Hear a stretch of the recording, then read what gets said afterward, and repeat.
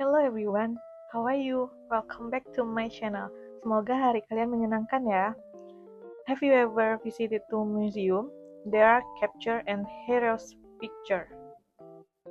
And then you can read the story and get information about the past event. Do you know to tell past event we can use recontext? So in this video we will learn about recontext. What is recontext?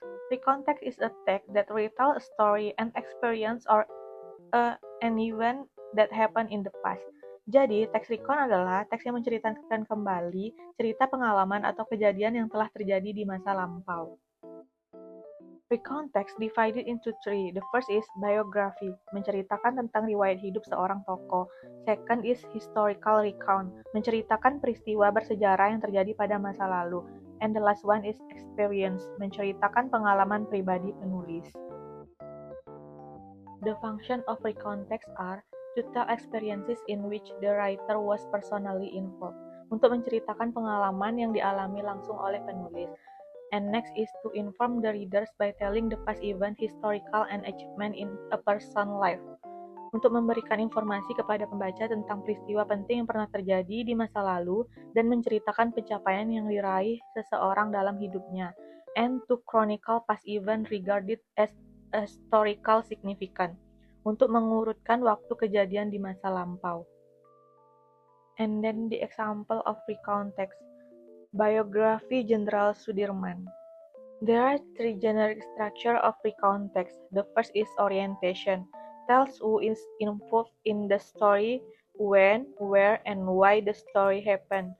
Pada bagian orientation, menjelaskan tentang siapa yang terlibat dalam cerita, kapan, di mana, dan mengapa peristiwa tersebut terjadi. Second is series of events, tells what happened in the story. Yang kedua, series of event, menjelaskan apa yang terjadi dalam cerita. And the last one is reorientation, optional, tells the conclusion of the story. Terakhir, bagian reorientation, yang menceritakan simpulan dari cerita. Bagian ini merupakan opsional atau pilihan, dan bisa ada atau tidak di dalam teks recount.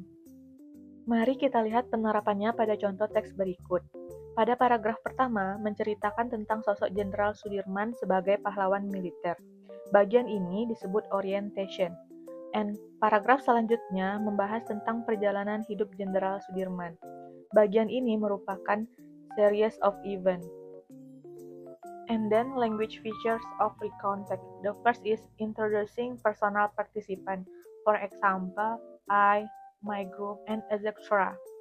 And the second is using chronological connection, like then and first. The third is using linking verb, for instance, was and were.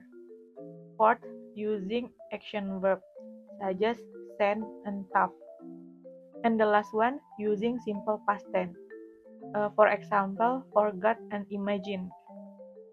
Let's see example of recontext. The first is introducing personal participant. Use linking verb, use action verb, and simple past tense. To get understanding, let's discuss this exercise. Look at this recontext for question number 1 until 3. Question number 1. Charles Darwin theories evolution believed that A. People could defend themselves naturally. B. Environment affected the natural selection. C. Organism needed adaptation to survive. D. People and nature support to each other. E. Natural selection tend to adapt organism to survive. Soal ini menanyakan tentang teori evolusi oleh Charles Darwin. Untuk menjawabnya, kita bisa cocokkan kalimat soal dengan teks sebelumnya, dan bisa kita temukan pada paragraf terakhir.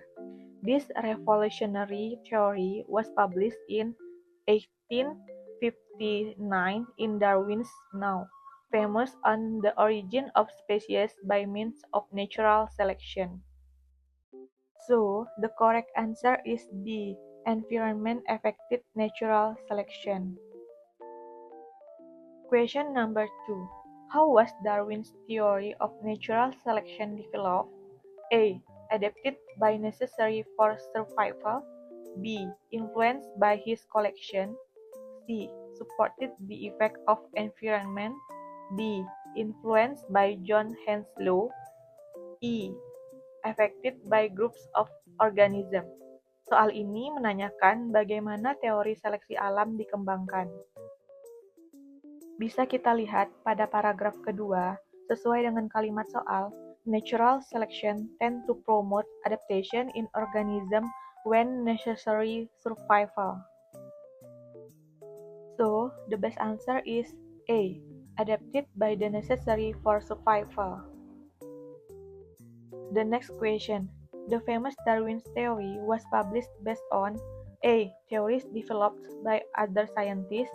B. The influence of organism adaptation in survival living. C. The success of his observation supported by geologists and naturalists. D. His expedition and natural observation data as scientist. E. The observation of other geologists natural selection. Soal ini menanyakan informasi tersirat pada teks, yaitu penyebab teori Darwin menjadi terkenal. Kita bisa tentukan kata kunci soal, yaitu famous di dalam teks. Kata famous terdapat pada kalimat penutup paragraf terakhir, yang merujuk pada kalimat sebelumnya. Natural selection tend to promote adaptation in organism when necessary for survival. So, the correct answer is B. The influence of organism adaptation in survival living. Now, look at this recontext for the next question. Question number 4. In which organization did Otto struggle for equality in working areas? A. BPUPKI. B. Budi Utomo. C. People Council. D. Cahya Newspaper. E. Paguyuban Pasundan. Soal ini meminta kita menentukan informasi umum yang ada pada teks, yaitu nama organisasi yang menaungi Otto dalam memperjuangkan kesetaraan sosial di masyarakat. Organisasi tersebut adalah Budi Utomo. So, the correct answer is B. Budi Utomo. The next question. Born on March 31, 1887 and disappeared on December 19, 1945. This sentence implies that A. Otto passed away on December 19, 1945. B. Otto was considered dead before December 19, 1945. C. The whereabouts of Otto was unknown since December 1945. D. No one knew the condition of Otto before December 19, 1945. E. Otto stopped being active in organization activity since December 19, 1945. Soal ini menanyakan kalimat dengan arti yang sama dengan kalimat pada soal. Otto lahir pada tanggal 31 Maret 1897 dan menghilang pada tanggal 19 Desember 1945. Untuk menjawabnya, kita bisa cocokkan dengan pilihan jawaban yang ada. Pilihan A menyatakan Otto wafat pada tanggal 19 Desember 1945. B. Otto dianggap wafat sebelum tanggal 19 Desember 1945. Pilihan C, keberadaan Otto tidak diketahui sejak Desember 1945. D, tidak ada yang tahu kondisi Otto sebelum 19 Desember 1945.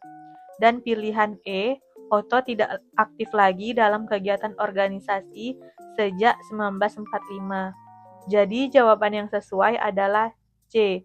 Keberadaan Otto tidak diketahui sejak Desember 1945. Question number 6. From the text, we know that A. Otto took part in realizing Indonesian independence. B. During the Japanese occupation, Otto worked for Budi Utomo. C. Otto's nickname is used as the name of a government building. D. One of Otto's nickname was taken from legendary mammal. B.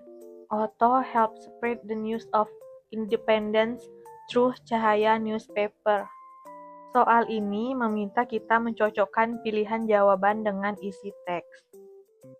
Pada pilihan A, Otto terlibat dalam mewujudkan kemerdekaan Indonesia. Kita lihat pernyataan tersebut dalam teks. Paragraf keempat menyatakan bahwa Otto membantu persiapan kemerdekaan Indonesia melalui organisasi BPUPKI dan PPKI. So, the correct answer is A.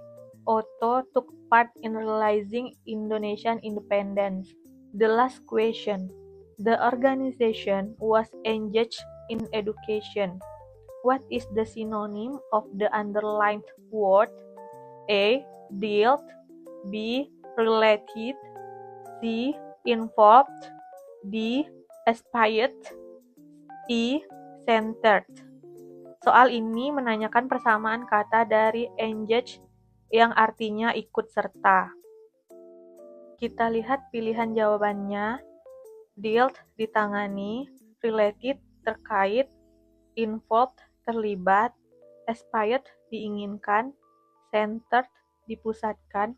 Maka jawaban yang tepat adalah C. Involved terlibat.